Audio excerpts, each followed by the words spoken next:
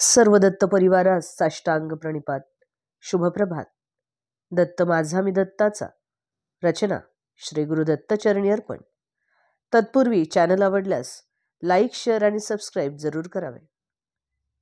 माऊलींनो, आपण सततच्या नामस्मरणामुळे आपल्यामध्ये जी एक प्रकारची उदासीनता येते ना, त्या उदासीनतेला मग कुठल्याच प्रकारची तोड राहत नाही. आणि मग या उदासीनतेपुढे नेमकं करायचं तरी काय? तर माऊलींनो, या उदासीनतेच्या जर आपण पुढची पायरी पाहिली तर ती म्हणजे आपली वृत्ती ही सदा सर्वदा मोकळी राहते. आता उदासीनता म्हणजे काय? तर उदासीनता म्हणजे आपल्याला कुठल्याही गोष्टीत रस नसणे. परंतु या ठिकाणी उदासीनता म्हणजे संत महंतांना नामस्मरणाशिवाय कशातही आपल्याला रस नसणे हेच खरे अपेक्षित असावं, नाही का? जो मनुष्य अगदी खरोखर मनातून या भगवंताच्या नामाला चिकटलाय, त्या व्यक्तीचा कुठल्याही गोष्टीतील, कुठल्याही व्यक्तीमधील, वस्तूमधील किंवा कुठल्याही एखाद्या पदार्थामधील जो रस आहे, आपण असं म्हणू शकतो की जो इंटरेस्ट आहे, तो हळूहळू आपला कमी होत जातो. उदासीनता या शब्दाचाच दुसरा अर्थ म्हणजेच पॅसिव्ह किंवा निष्क्रिय असाही होतो.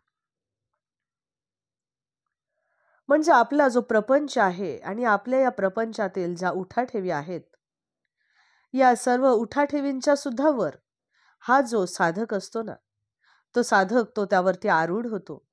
मग त्याला प्रपंचातील कुठल्याही गोष्टी, कुठलीही संकट, कुठलीही सुख दुःख, या कुठल्याही गोष्टीचा त्याला काहीही फरक पडत नाही. या गोष्टींची बाधा देखील त्याला होत नाही आणि तो कुठल्याही परिस्थितीकडे तटस्थपणे पाहू शकतो. आणि यालाच आपण त्या साधकाचा साक्षीभाव असे म्हणू शकतो किंवा यालाच आपण त्या साधकाचा समर्पण असे सुद्धा म्हणू शकतो. आता उदाहरणार्थ पाहायचं झाल्यावरती आपल्याला रुग्ण आणि डॉक्टर यांचं उदाहरण घेता येईल. ते कसं ते पाहूयात.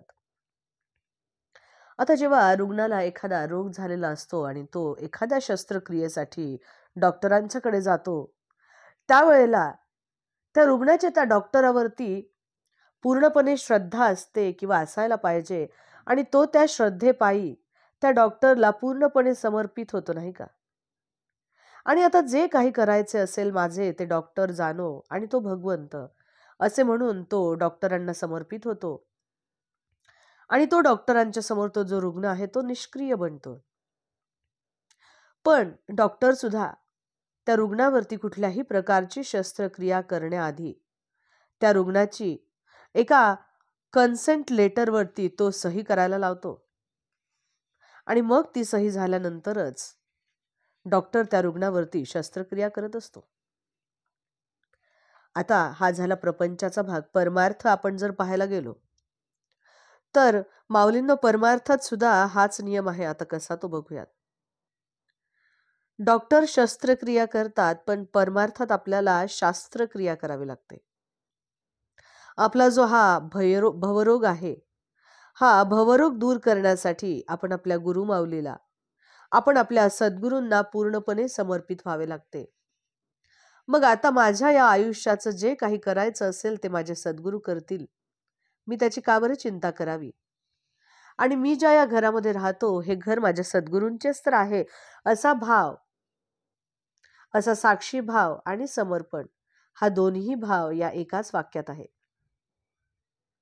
आपला प्रपंच हा आपल्या सद्गुरूंना समर्पित करावा आणि आपले कर्तव्य आपण करत राहावे आणि कुठल्याही परिणामाकडे आपण जास्त लक्ष न देता आपण आपल्या आयुष्यातील सुख दुःख ह्यांच्याकडे आपण साक्षी भावाने पाहावे.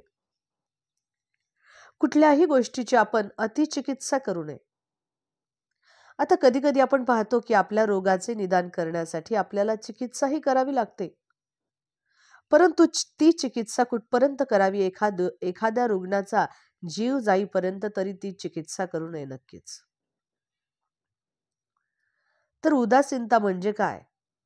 तर आपल्या सद्गुरूंनी सांगितल्याप्रमाणे आपल्याला आपला प्रपंच करताना एखादी गोष्ट आपल्याला मिळाली तर मिळू देत आणि नाही मिळाली तर नसू देत.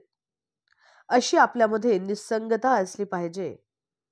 आणि असं असलं म्हणजेच आपल्याला कुठली काही गोष्ट असली तरी आनंद आणि एखादी गोष्ट आपल्याकडे नाहीये तरी सुद्धा आनंद.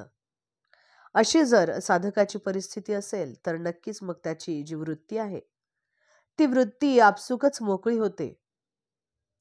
आणि म्हणूनच आपले संत थोर महंत यांनी सांगून गेलेले आहेत की असा जर आपल्याला अनुभव हवा असेल तर हा केवळ आणि केवळ फक्त नामस्मरणानेच साधतो. म्हणून साधकाने जर त्याला राजाचे वैभव जरी मिळाले ना तरी त्याने ते आनंदाने भोगावे. पण कधी संकट आली, गरीब परिस्थिती आली तर मात्र हे माझ्याच वाटेला का रे भगवंता असे म्हणून डोळ्यात पाणी येऊ न देणे. एखाद्या प्रसंगी आपल्याला गोड खायला मिळते पण कधी कधी आपल्याला उपवास सुद्धा घडतो. तर ज्या वेळेला आपल्याला उपवास घडतो त्यावेळेला मात्र आपल्याला गोडाची आठवण होता कामा नये. अवधूत चिंतन श्री गुरुदेव दत्त. दिगंबरा दिगंबरा श्रीपादवल्लभ दिगंबरा.